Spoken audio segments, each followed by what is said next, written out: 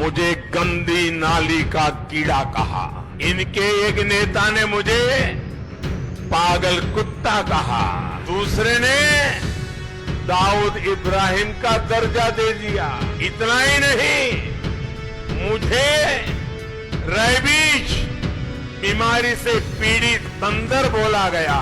मुझे मौत का सौदागर कहा। मुझे कहा गया जवानों के खून का दलाल है। इनके बड़े बड़े नेताओं ने मुझे मानसिक तौर पर बीमार बताया, नीच आदमी बताया, अनपढ़, गंवार, नमक हराम, नालायक बेटा, तुगलक, नटवरलाल, नकारा बेटा, रावण, सांप, बिच्छू। ये है भारत के वजीर आजम नरेंद्र मोदी, जिनको भारत की आवाम इतनी गालियां देती है और इन्होंने वो गालियां सच भी करके दिखा दी हैं। क्योंकि नाजरीन, अब ऑस्ट्रेलिया के लोई इंस्टीट्यूट ने 2020 का एशिया पावर इंडेक्स जारी कर दिया है, जिसके मुताबिक भारत ने पिछले साल की निस्बत इस साल 40 पॉइंट्स कम लिए हैं। और इसी की वजह से भारत को अब दुनिया के जितने भी ताकतवर ममालिक हैं उनकी सबसे उठाकर बाहर फेंक दिया गया। और ये सब किसकी वजह से हुआ नाजरीन? ये सिर्फ और सिर्फ मोदी की पॉलिसियों की वजह से हुआ। क्योंकि अब मोदी ने जहां मुल्क का बेड़ा गर्क किया, मोदी ने जहां अपनी फौज की तबाही की, वहीं अब एक और फैसला भी मोदी हुकूमत की जानिब से लिया गया। और वो फैसला ये है कि अब भारत की जो फौज है उसका बजट कम कर दिया जाएगा। उसके जो अखराजात हैं उनको कम करने के लिए इकदाम किए जाएंगे। अब इस तरह ताकतवर मुल्कों की सबसे निकलने के बाद भारत को इतना ज्यादा नुकसान होगा कि जिसके बारे में ना भारतीय अवाम ने सोचा था कभी, और ना ही इस गुंडे मोदी ने कभी सोचा था। क्योंकि नाज़रीन, जब ये ताकतवर ममालिक की सबसे निकल गया है तो अब इसका मतलब ये है कि यहां पर अगर कोई मुल्क या किसी मुल्क का सनतकार या किसी मुल्क का इन्वेस्टर आकर यहां पे इन्वेस्टमेंट करेगा, वो यहां पर आकर फैक्ट्री लगाएगा या वो यहां पर आकर कोई कारोबार करेगा, तो उसको कोई गारंटी नहीं दे सकेगा।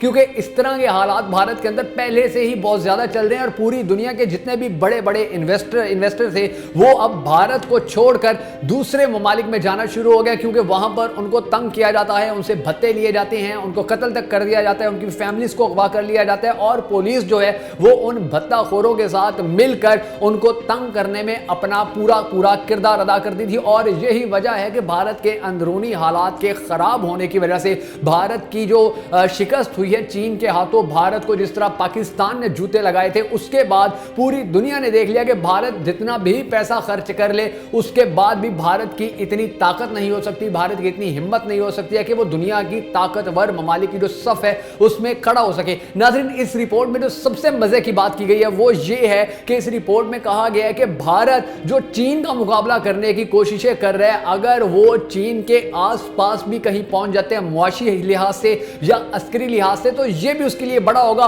उसके लिए नामुमकिन है, बल्कि कई सदियां उसको लगेंगी चीन का मुकाबला करने के काबिल होने के लिए। और दूसरी तरफ जो पाकिस्तान है, पाकिस्तान की जो अफवाज है, पाकिस्तान की जो मुईशत है, वो दिन ब दिन तरक्की करते जा रहे हैं। दिन ब दिन पाकिस्तान की मुईशत और अफवाज मजबूत होती जा रही हैं। दिन ब दिन पाकिस्तान का जो ग्राफ है वो पूरी दुनिया में ऊपर होता चला जा रहा है। और दूसरी तरफ जो भारत है वो दिन ब दिन नीचे आता चला जा रहा है, जिसकी वजह से अब भारत हर जगह से न सिर्फ जूते खा रहा है, मुंह की खा रहा है, बल्कि अब भारत को जो उसके बड़े करीबी ममालिक समझे जाते थे, चाहे वो अमेरिका हो या कोई और मुल्क हो, वो भी भारत को छोड़ते चले जा रहे हैं। और अगर ये सिलसिला इंशाअल्लाह नाज़रीन यूं ही चलता रहा, अगर इसी तरह भारत के अंदरूनी हालात खराब रहे, अगर इसी तरह भारत की जो फौज है वो अपनी नाकामियां दुनिया के सामने लाती रही, जिस तरह लद्दाख और गलवान घाटी में चीनी फौज के मुकाबले में नाकाम हुई थी ये फौज, और दूसरी तरफ जिस तरह पाकिस्तानियों ने इनको सबक सिखाया था, इनको इनकी औकात दिखाई थी, तो इसके बाद भारत के लिए किसी भी मुल्क के साथ ताल्लुकात कायम करना तो बड़ी दूर,